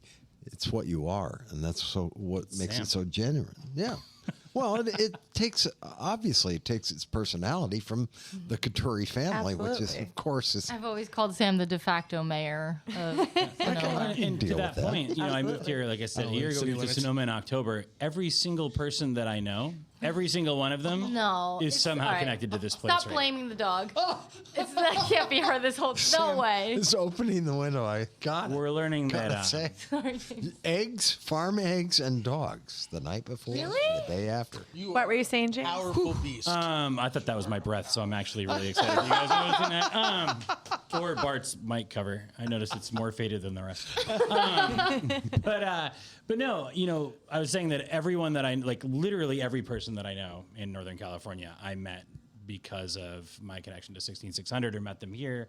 And there's like 3 shades, you talk about 7 shades of Kevin Bacon. There's like 3 shades of Sam Couturi or Phil Couturi. Now they might swear and take a swing at you when you mention their name, but also they knew who he is. And, as a guy who grew up in a town identical to this one, except we had the ocean and not grapes, it's impossible to find someone who doesn't have shit to talk about someone. And I've actually yet to run into someone who would talk shit about Sam, and I tried. Oh, we killed them all. They're all gone. Biodynamic preps. I do have a neighbor who buries 55-gallon drums in his backyard all night long. So he's on payroll. What other Thank you, James. biodynamic practices are you going to bring into your vineyard this year? Bringing it back. I'm bringing it back. it's been the human Adderall. Thank you. Well, so I don't really know how I feel about gas-powered mechanics. This is the first in France. Everything was really done by hand. Instead of weed whacking, we were hand hoeing. Instead of mowing the lawn, we had cows. And a lot of this takes so much work. And then, instead of a gas-powered backpack sprayer, it was the silly pump one.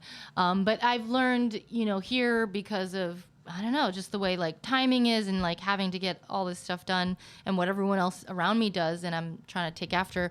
But it brings a lot of noise pollution into Lovell Valley, and I don't like that. The owners of my vineyard were really specific about having it perfectly manicured because it's their showcase vineyard, and so I was weed whacking all the time, and it just disrupted the valley, and I'm like, this can't be nice for the baby birds and all the animals that live here. Wait, what was your question? Eventually, instead of it's us off track today. Instead of sure. The weed whacking, I would like to get back to hand hoeing and hopefully gain back my toned arms. But I would definitely need help for that. It's a lot of work. 2 acres of hand. That's but it's possible if I had a team. And then instead of mowing, I would like to bring in some sheep to be the lawnmowers.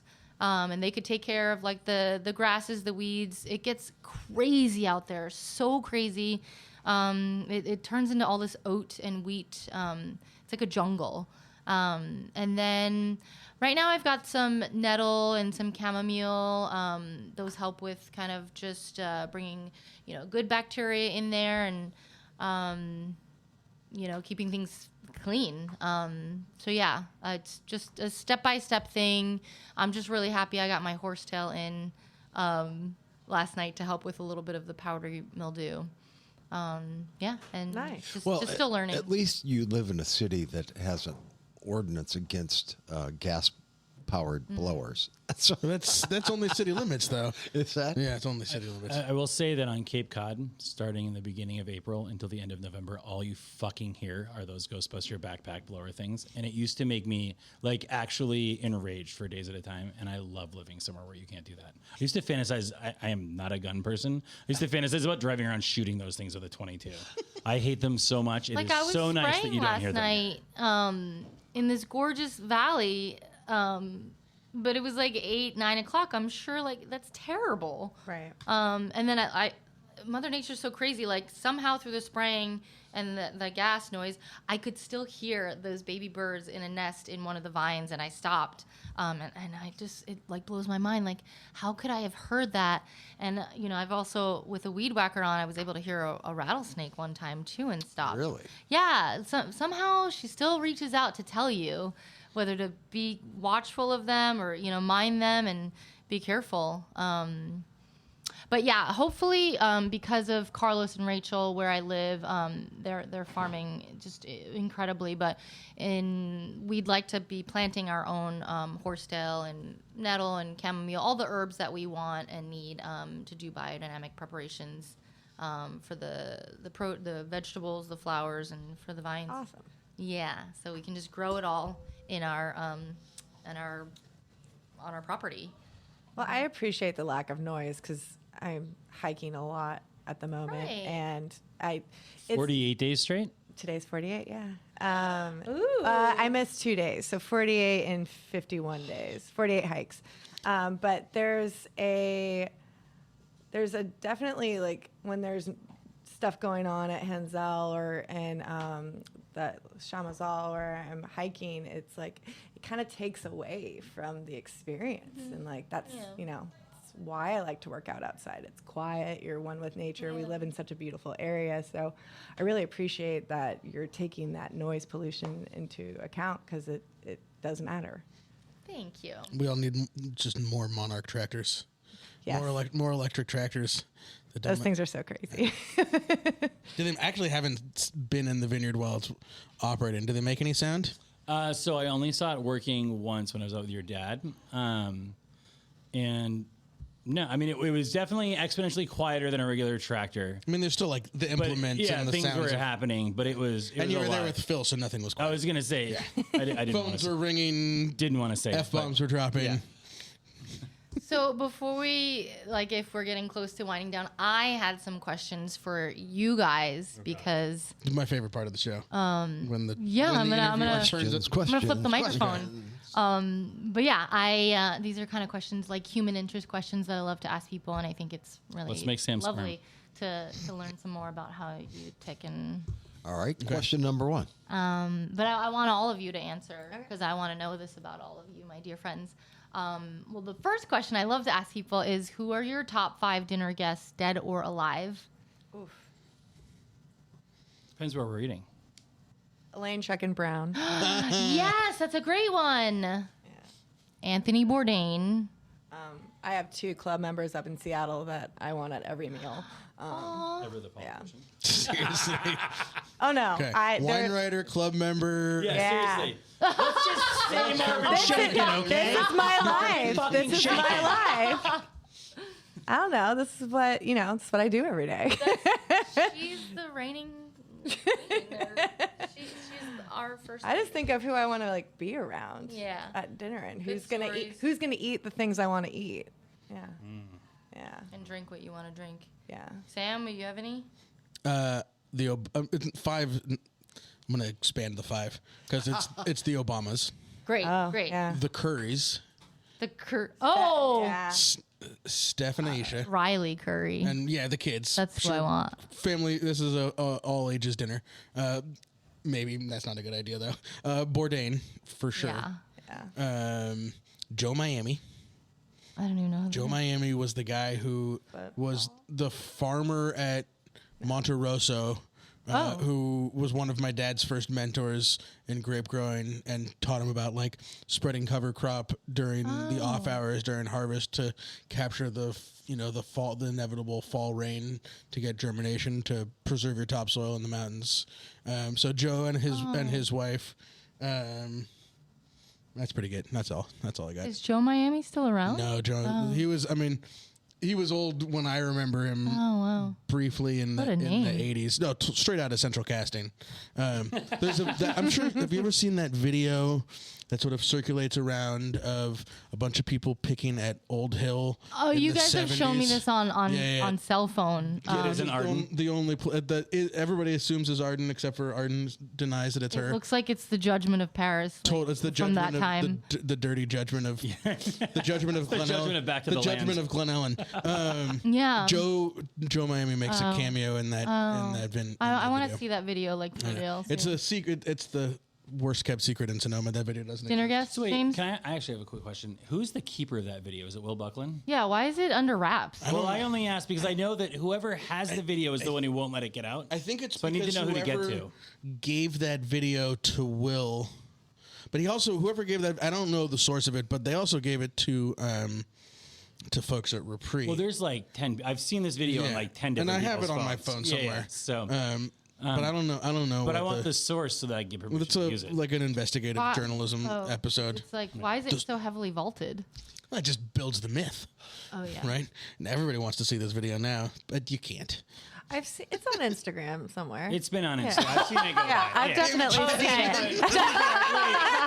It's been on Instagram, and actually, a local winery here, like 6 months ago, used a clip of it in an Instagram post, which I was like, all right, motherfucker, now I need to find out where it comes from so we can use it. I mean, for I don't know anything. art's sake. So it's out there. Dinner guests? Man, this is so. Who do you I've wanna eat actually dinner with? had dinner with a lot of the idols that I would want to have dinner with or Mr. drinks. And I Rockstar would actually photographer. say, With the James Joyner name drop. Here we go. Toes, the heavy ones I got my glass what I'm ready. gonna say is you actually probably don't want to meet your idols, especially you don't want to watch them chew with their mouth open. So I'm going to go with, I think my ideal dinner would be like, there's like 3 or 4 people on the East Coast that I would love to get together with some of my new friends out here. And that's the dinner I would like to make happen. I would like to bridge that gap because I think that would be pretty That's fucking beautiful. amazing. Awesome. Wait a second.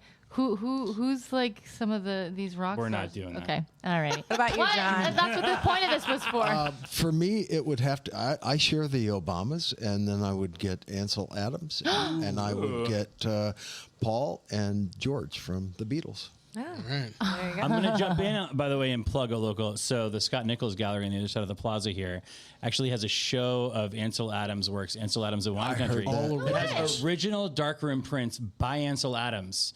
You cannot afford them, but you can go look at them, and they're Here? pretty fucking amazing. Anybody wants to Right get over me there. a $250,000 gift? That is I could tell you. insane photo.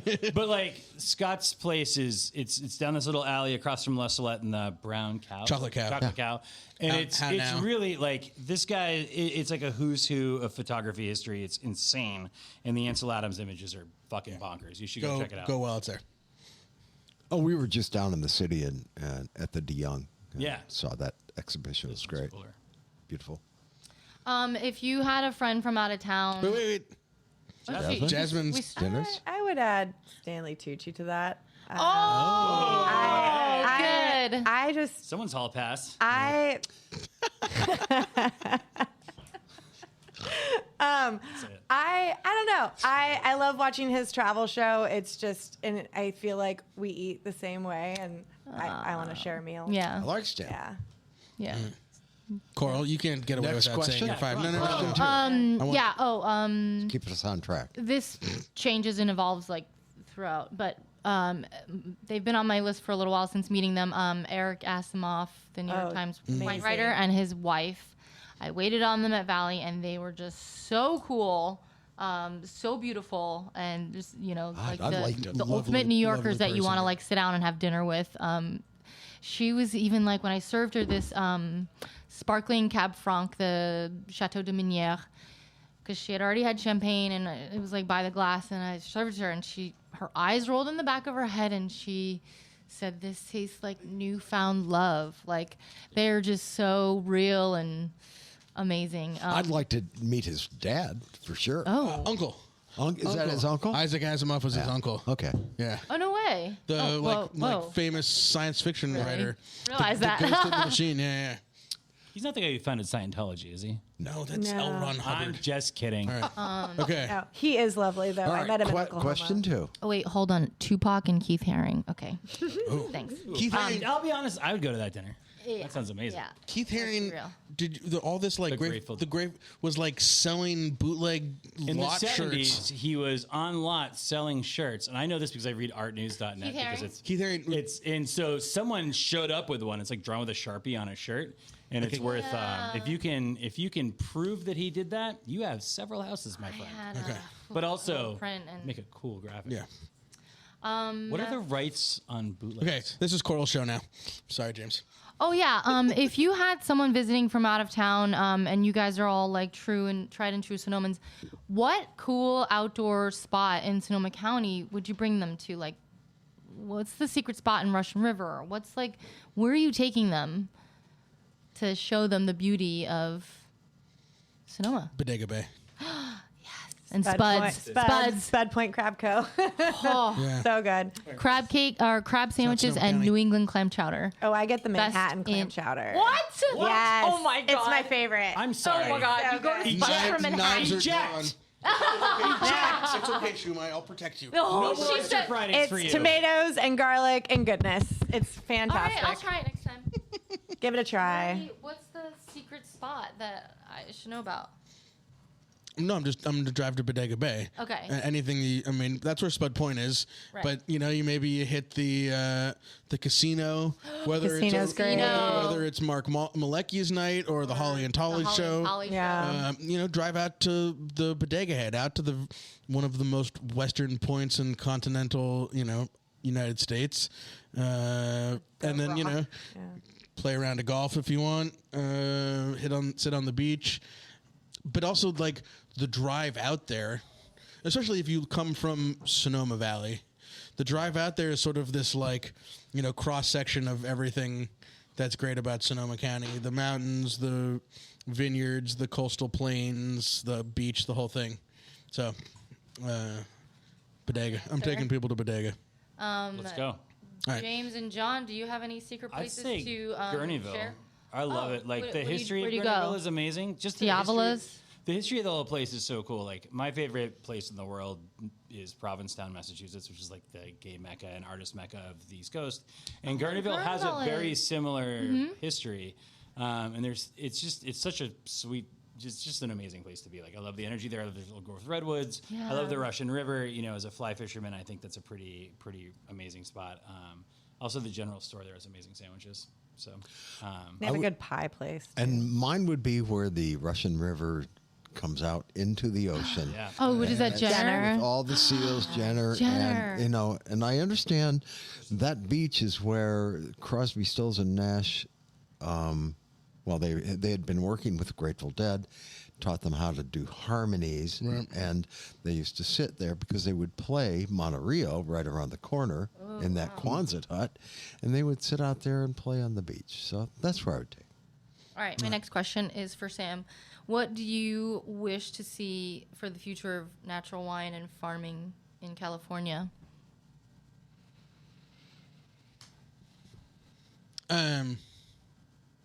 Well, truth in advertising, for one thing. People assuming the natural wine title for wines that are not grown organically or using, chemical pesticides or Roundup or whatever.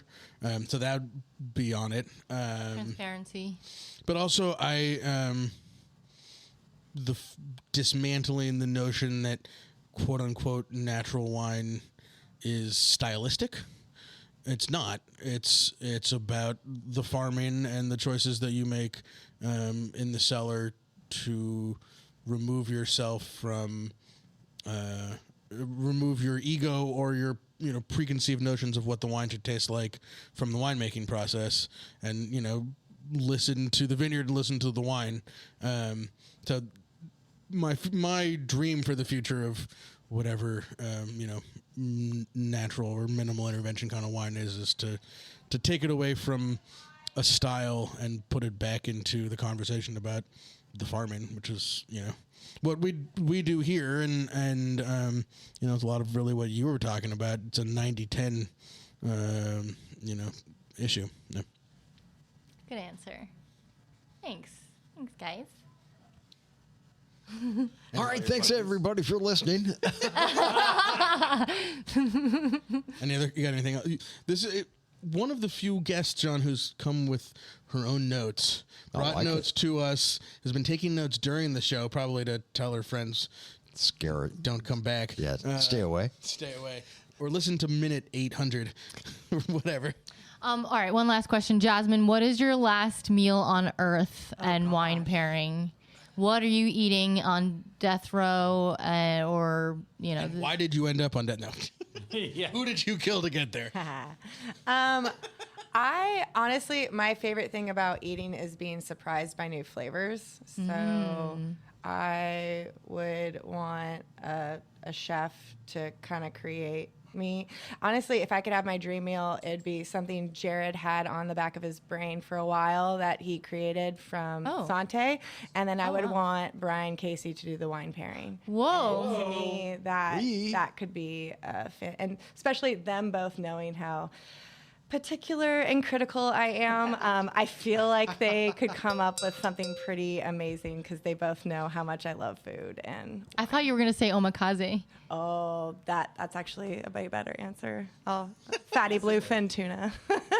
There you go. Oh, tuna. Oh, toro. Oh, toro. And I've got to say, French cassoulet with a Bordeaux. That's beans and sausage, right? Yeah. Beans, sausage, and duck. Yeah. Of course, you have to have the duck. Canard. Escargot. Duck confit. Yeah, nice Bordeaux. Give me a Chateau Margaux. I'll deal with that. Not a Petrus. It's a little expensive for my taste set. I mean, it's your last meal, though.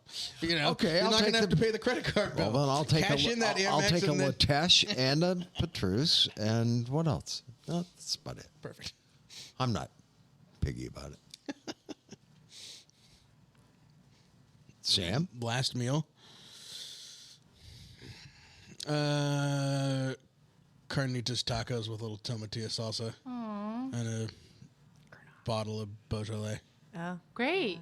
Oh, love that. Because it would go well together. yeah. But like the really greasy carnitas, I want it like dripping down my face. Juicy. Yeah, totally. Yeah. Dripping down your Is elbow. Gaetano open right now? No, we're too late. We're too late. We should have brought it in before. Let me see where Costa's. James, what are you eating on death row? I'd probably do an Eventide oyster bar, brown butter lobster roll, and then Wellfleet or Katuitt oysters. And my head always wants to say a Palo Bea white wine, but it's been an up and down hill, so I'm just going to go with Palo Bea. I'm going to go with a 16600 Roussanne. All right, better get them all they exist before we have Brian like sells them all. 2 cases left. Or don't get on death row. Yeah. What about you? No one seems surprised that I was there, which bothers me. Anyway. I'm having Thanksgiving because sides. Yeah. It's all about the stuffing and the mac and cheese. Why do we wait one time a year to eat stuffing? I want it all the time. Oh. And then if it's not that, then I want a Taiwanese night market food or Peking duck. So, I'm still like pretty stuck on the Peking duck dinner at Valley. Yeah. With old Jen. When is this happening? Well, it's happening as soon as Emma and I do the correct footwork in order to tell the history and the stories the right way. So we do need some more intel. Please reach out. Dr. Dave, what's the name of the dentist, John, whose office is next? Peter Meyerhoff. Yeah. So he would be a guy to talk to.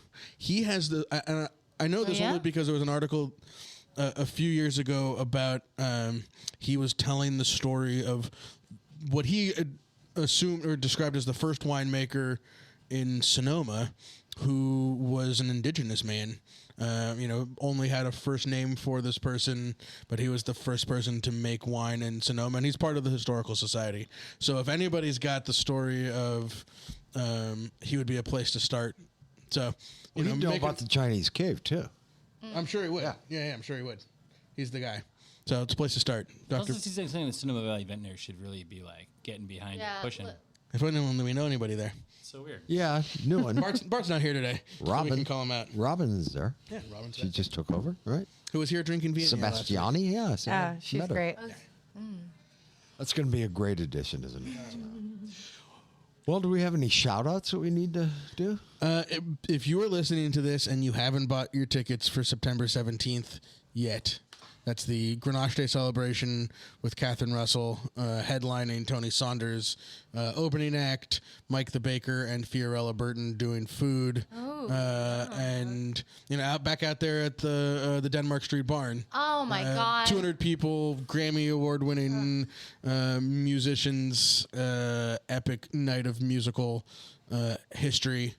If you don't have tickets yet, it might be too late for you. Oh yeah, we've got the piano figured out. We got the piano figured out. We have piano movers on. They charge the American Express card, so they better fucking show up with the piano. So September 17th, get your tickets. Eventbrite, 16600 website. If you don't have them already, hopefully it's not too late. This is going to be the musical event. The heritage of these two artists is completely fucking bananas, and to see them with 200 people in a barn with amazing food and wine, like, if you don't make it to this, you don't get to say that you like music ever again, so that's on you. And it's a steal. It's only $75 for a ticket, and it's insane.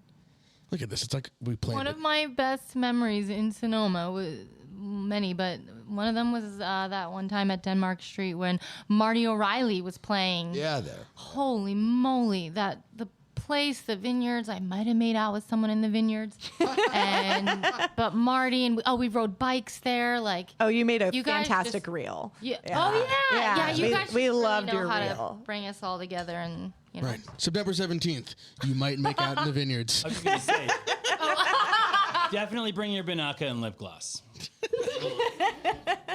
Do they John's still make looking Banaka? No lip gloss. Somebody has to polish those wine glasses afterward. She's been so We're not good. using rentals?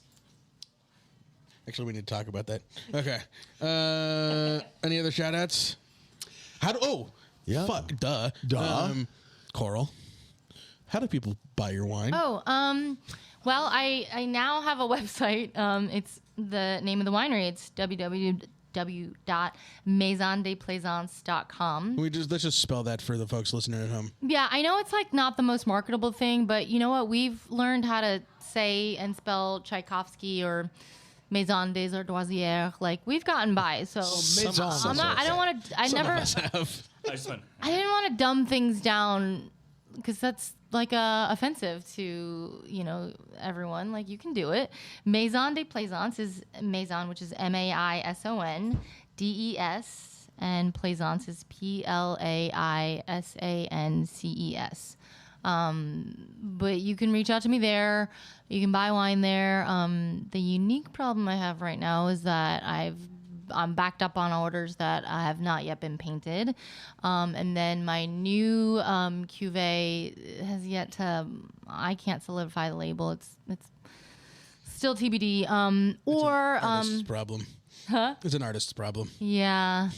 Like, I needed another job. But yeah, hit me up on Instagram. Same thing, Maison des Plaisances or Coral Wines, because that's probably easier to remember. Lots of Shumai content. Yes.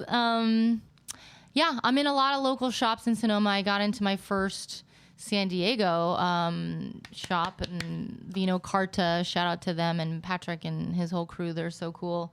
But yeah, they're waiting for the wine, and yeah, they'll keep having my wines. It's cool when a place like that has Domaine Mamaruta, and they'll have my wine side by side. It's really special. Yeah, but for now, the only deliveries that'll be happening, I really think, or shipping, is hand deliveries because it's too hot. So New York might have to wait until the fall. Yeah. I don't just know. come out to Sonoma and visit for harvest. and September buy our wine directly. 17th will be a big party. That's the smart Good thing. time to be here. Ice packs. But Dinner at Valley, and then or maybe brunch at Valley on Sunday morning, and then come hang out in the vineyard, listen to some music, make out in the vines. Let's wrap this up. I'm hungry. Jasmine, from you, anything? We've got fall shipments coming up. So if you are not yet a 16600 Club member, reach out to us. We've got some great things coming your way. And we are going to release a library wine that's never been tasted by any club members. So that's something fun to look forward to. I have no idea I don't know any of these things anymore. It's all news to me. Sam, you don't need to. It's all news to You me. don't You need just to. be you. But it's coming from one of your favorite vineyards, and it's one of my favorite grapes. All right, everybody. Everybody's taking selfies. Coral, thank you for coming on here. We've been talking about this literally for like 2 years. Yeah, so about 2 years. And this was awesome, and we'll have you back. I like that you worried you only had 30 minutes of content, and it's been like 2.5 hours. So, well, I just love hanging with all you guys, my dearest Sonoma friends. And you make Love fantastic you guys. wine. Thank you. All right, everybody. Thanks for listening. We'll talk to you next week. Subscribe, review, tell your friends, Yeah. but only the cool ones. Slide into the DMs. There you go. All right, everybody. We'll talk to you next week.